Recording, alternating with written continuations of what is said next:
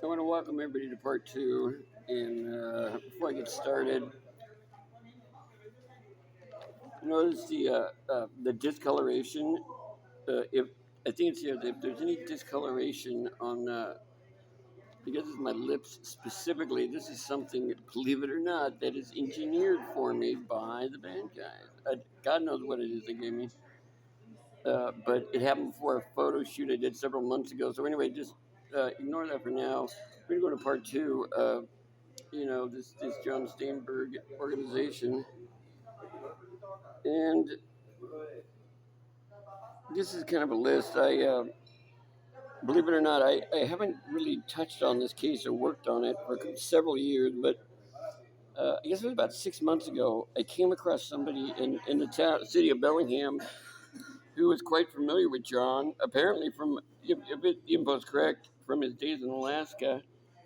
And let me put it this way: if I felt the pressure of being set up, or having my character attacked, kind of in a secretive way, John has a history in his own organization of doing much worse to his own people, and it's intentional. It's part of the plan from the outset. And so if you had the bad luck of working for him, you probably know that. Anyway, this source, I won't give it. It's a she, but who's in the same business as John. Anyway, so let's go into this. And again, fact checking is not always something that gives a. These are people that would know these, but the association of the board would know. Hand of God Winery. This is when I first thought that I was gonna be able to get John.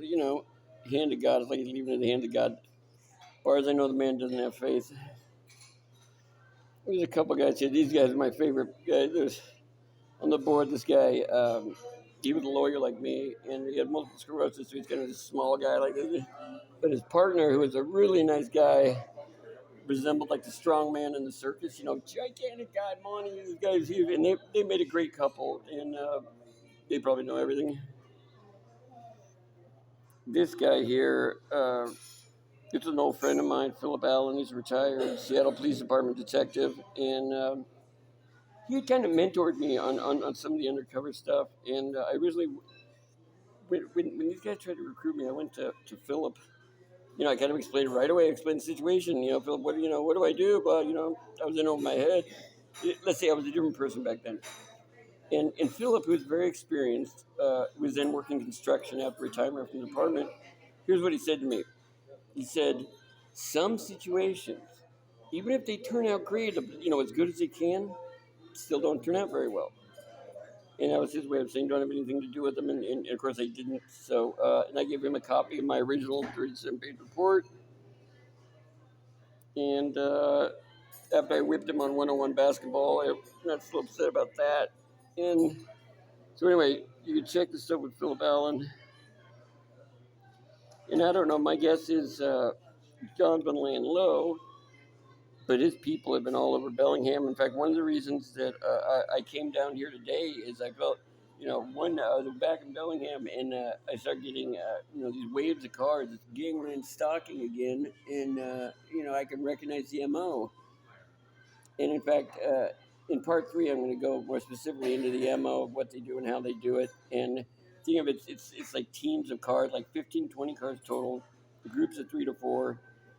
And they have launching areas close to your house, and they come by, and it's a constant stream of they collect information, they hack your phone, they kind of keep an umbrella over you.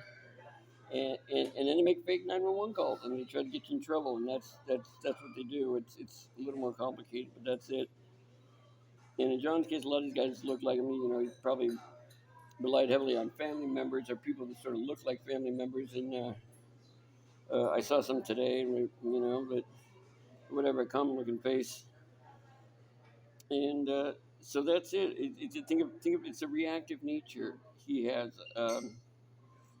You can't expect to make whatever $50 million of illegal money, and none of people talk about you. You're not supposed to react to that kind of thing. But anyway, there we go.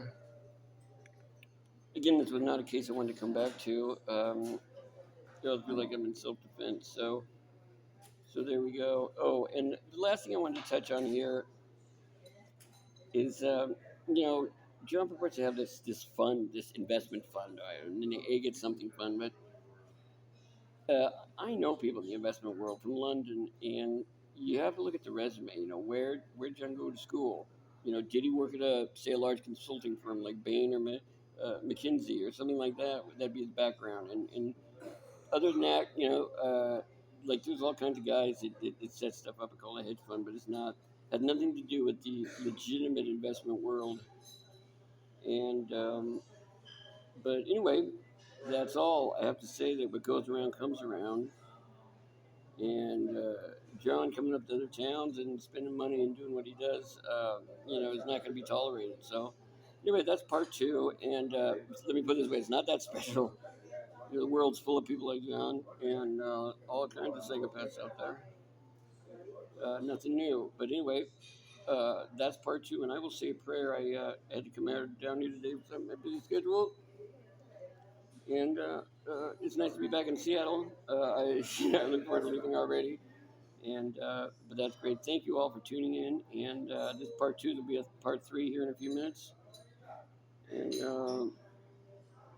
as always, I do this as a patriot, and for my sense of community and my faith in God. Thank you for tuning in, and hopefully you look forward to part three.